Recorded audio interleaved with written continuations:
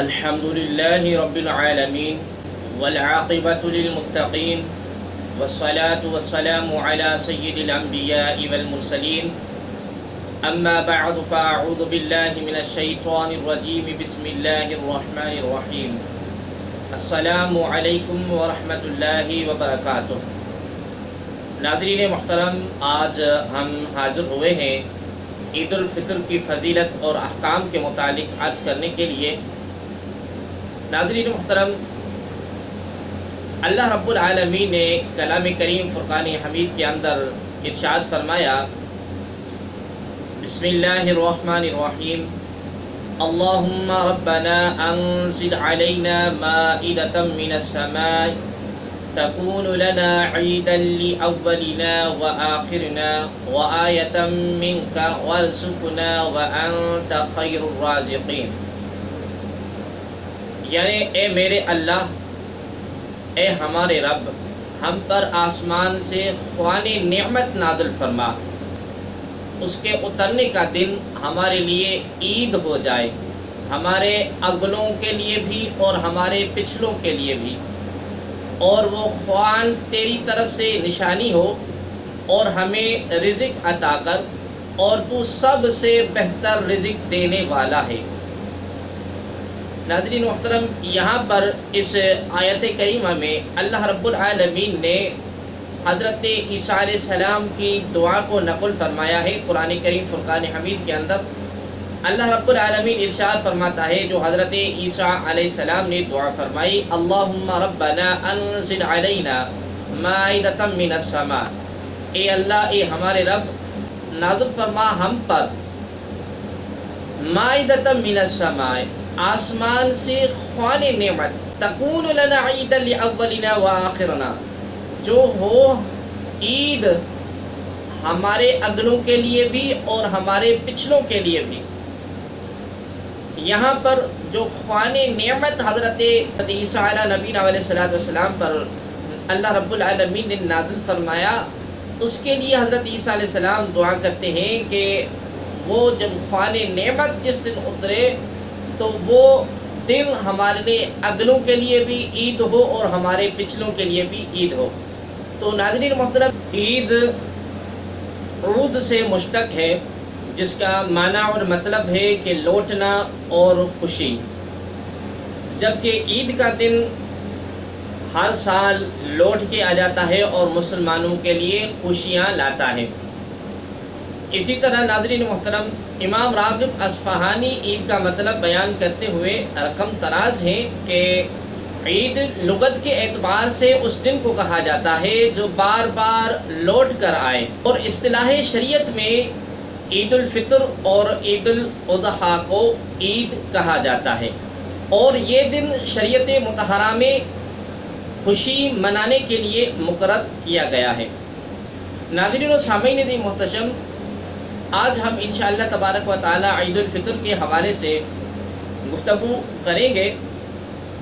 نبی عالم صلی اللہ علیہ وآلہ وسلم کی حدیث پاک ہے، حضرت ابی ہریرہ رضی اللہ تعالی عنہ راوی ہیں، عن ابی ہریرہ رضی اللہ تعالی عنہ قال قال رسول اللہ صلی اللہ علیہ وسلم فی رمضان لم تعتها امۃ قبلهم خلوف فم الصائم اطیب عند اللہ من ریح المسک وتستغفر لهم الملائکة حتى يفطروا ويزين الله عز وجل كل يوم جنته ثم يقول يوشك عبادي الصالحون أن يلقوا عنهم المؤنة والأذى ويسير إليك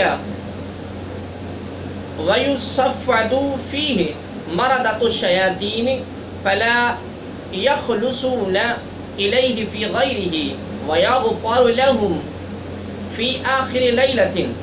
قيل يا رسول الله أهي ليلة القدر؟ قال لا ولكن العامل إنما يوفى أجره إذا قضى عمله۔ رواہ احمد۔ حضرت ابی ہریرہ رضی اللہ تعالی عنہ سے روایت ہے کہ حضور نبی کریم صلی اللہ علیہ وآلہ وسلم نے فرمایا کہ میری امت کو رمضان میں 5 ایسی خصوصیات عطا کی گئی ہیں جو اس سے قبل کسی امت کو عطا نہیں کی گئی تھی۔ یہ کہ روزے دار کے منہ کی بو اللہ تبارک و تعالیٰ کو کستوری کی خوشبو سے بھی زیادہ اچھی لگتی ہے۔ دوسرے یہ کہ فرشتے ان کے لیے مغفرت طلب کرتے رہتے ہیں یہاں تک کہ افطار کریں۔ تیسرے یہ کہ اللہ تبارک و تعالیٰ ہر روز اپنی جنت کو مزین کرتا ہے۔ پھر فرماتا ہے ان قریب میرے صالحین بندے دنیا کی تھکاوٹ اور تکالیف سے میرے گھر اور میرے دار رحمت میں پہنچ کر آرام حاصل کریں گے۔ چوتھا یہ کہ اس مہینے میں سرکش شیاطین کو جکڑا جاتا ہے۔ پانچواں یہ کہ جب رمضان المبارک کی آخری رات ہوتی ہے تو ان روزے داروں کو بخش دیا جاتا ہے۔ ایک صحابی نے عرض کیا کیا یہ آخری رات شب قدر ہے؟ تو نبی رحمت صلی اللہ علیہ وسلم نے ارشاد فرمایا نہیں، بلکہ جب مزدور اپنے کام سے فارغ ہو جاتا ہے تو اسے مکمل مزدوری دی جاتی ہے۔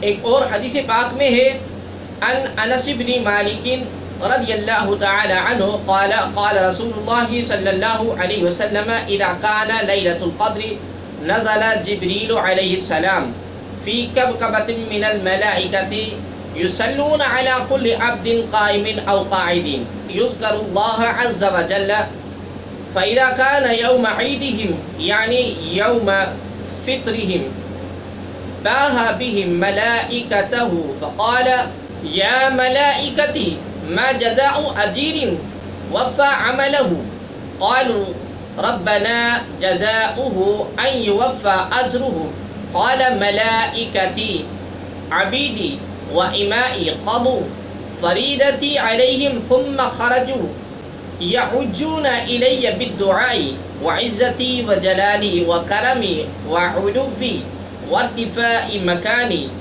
لأجيبنهم فيقول ارجعوا قد غفرت لكم وبدلت سيئاتكم حسنات قال فيرجعون مغفورا لهم۔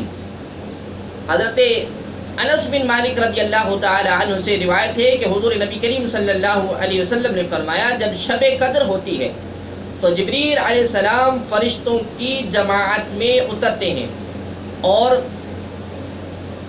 اس کھڑے بیٹھے بندے پر جو اللہ کا ذکر کرتا ہے سلام بھیجتے ہیں۔ جب ان کی عید کا دن ہوتا ہے یعنی عید الفطر کا دن تو اللہ رب العالمین ان بندوں سے اپنے فرشتوں پر فخر کرتے ہوئے فرماتا ہے اے میرے فرشتوں اس مزدور کی اجرت کیا ہونی چاہیے جو اپنا کام پورا کرے؟ وہ عرض کرتے ہیں الہی اس کی اجرت یہ ہے کہ اسے پورا اجر دیا جائے۔ اللہ تبارک و تعالی فرماتا ہے اے میرے فرشتوں میرے بندے اور بندیوں نے میرا وہ فریضہ پورا کر دیا جو ان پر تھا، پھر وہ دعا میں دستے طلب دراز کرتے ہوئے نکل پڑے ہیں۔ اللہ تبارک و تعالی نے فرمایا کہ مجھے اپنی عزت، اپنے جلال، اپنے کرم، اپنی بلندی اور رفعت مکانی کی قسم ہے میں ان کی دعاؤں کو ضرور قبول کروں گا۔ پھر اپنے بندوں سے فرماتا ہے لوٹ جاؤ، میں نے تمہیں بخش دیا اور تمہارے برائیوں کو نیکیوں میں بدل دیا۔ پھر فرمایا پھر لوگ بخشے ہوئے لوٹتے ہیں۔ ناظرین و سامعین دی محتشم، دیکھیں کہ روزے دار کے لیے کتنی بڑی خوشی اور مسرت کی بات ہے۔ مصطفیٰ کریم صلی اللہ علیہ وسلم ہمیں خوشخبری دیتے ہیں کہ اللہ تبارک و تعالی روزے دار کو بخش دیتا ہے، یعنی کہ اللہ رب العالمین اعلان فرماتا ہے کہ عید الفطر کے دن اے میرے فرشتوں اس مزدور کا اجر کیا ہونا چاہیے جس نے مکمل اپنی مزدوری پوری کر لی ہو؟ تو فرشتے عرض کرتے ہیں یا الہ العالمین اس کو مکمل اجر دیا جائے۔ اللہ رب العالمین فرماتا ہے کہ مجھے اپنی جلال، اپنے کرم، اپنی بلندی اور رفعت مکانی کی قسم میں ان کی دعا کو ضرور قبول کروں گا۔ اور پھر اللہ رب العالمین فرماتا ہے لوٹ جاؤ، میں نے تمہیں بخش دیا اور تمہاری برائیوں کو نیکیوں میں بدل دیا۔ تو نبی عالم صلی اللہ علیہ وسلم نے فرمایا کہ لوگ بخشے ہوئے لوٹتے ہیں۔ عن معاذ بن جبل رضی اللہ تعالی عنہ قال قال رسول اللہ صلی اللہ علیہ وسلم من احیا اللیالی الخمس وجبت له الجنة لیلۃ التربیہ ولیلۃ عرفہ ولیلۃ النحر ولیلۃ الفطر ولیلۃ النصف من شعبان۔ یعنی کہ نبی کریم صلی اللہ علیہ وسلم نے فرمایا جس نے 5 راتوں کو زندہ رکھا اس کے لیے جنت واجب ہو گئی۔ وہ 5 رات یہ ہیں 8ویں ذوالحج اور 9ویں ذوالحج کی شب، عید الاضحیٰ کی رات، عید الفطر کی رات اور 15ویں شعبان کی رات۔ یعنی جس نے ان راتوں کو زندہ رکھا، زندہ رکھنے کا مطلب یہ ہے کہ جس نے ان راتوں میں اللہ رب العالمین کی عبادت کی اس کے لیے جنت واجب ہو گئی۔ تو ناظرین و سامعین عزیز محتشم، انشاءاللہ تبارک و تعالی عید الفطر کی رات آ رہی ہے، اس میں جتنا ہو سکے آپ اللہ رب العالمین کی عبادت کریں۔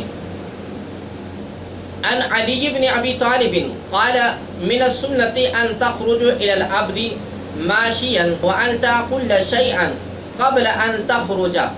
حضرت علی رضی اللہ تعالی عنہ سے روایت ہے عید کے لیے پیدل جانا اور نکلنے سے پہلے کچھ کھا لینا یہ سنت مبارکہ ہے۔ اکثر اہل علم اسی حدیث پر عمل کرتے ہیں، وہ مستحب سمجھتے ہیں کہ آدمی عید کے لیے پیدل جائے اور عید الفطر کی نماز کے لیے نکلنے سے پہلے کچھ کھا لے، اور مستحب یہ ہے کہ آدمی بلا عذر سوار ہو کر نہ جائے۔ عن ابن عمر قال كان رسول الله صلى الله عليه وسلم وابو بكر وعمر يصلون في العيدين قبل الخطبة ثم يخطبون۔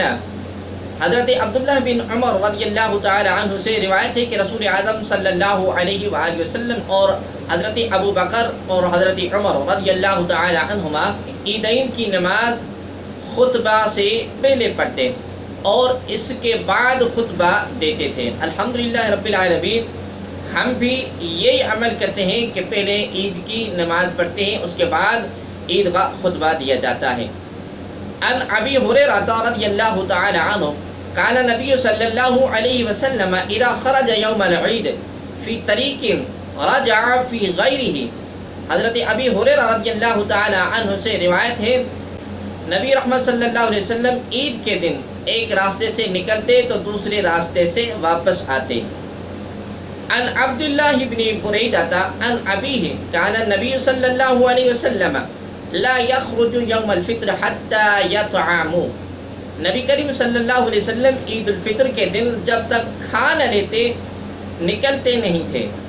ناظرین و سامعین عزیز محتشم، سنت مبارکہ ہے کہ ایک راستے سے جائے اور دوسرے سے واپس آئے، اور یہ بھی سنت مبارکہ ہے کہ عید کی نماز پڑھنے کے لیے جانے سے قبل کچھ نہ کچھ کھا لیا جائے، اور یہ بھی سنت مبارکہ ہے کہ پہلے عید کی نماز پڑھی جائے اور اس کے بعد عید کا خطبہ دیا جائے۔ الحمدللہ رب العالمین، ہم اسی سنتوں پر عمل کرتے ہیں۔ اللہ تبارک و تعالیٰ سے دعا گو ہے اللہ رب العالمین آپ اور ہمیں نبی عالم صلی اللہ علیہ وسلم کا پکا سچا غلام اور امتی بنائے۔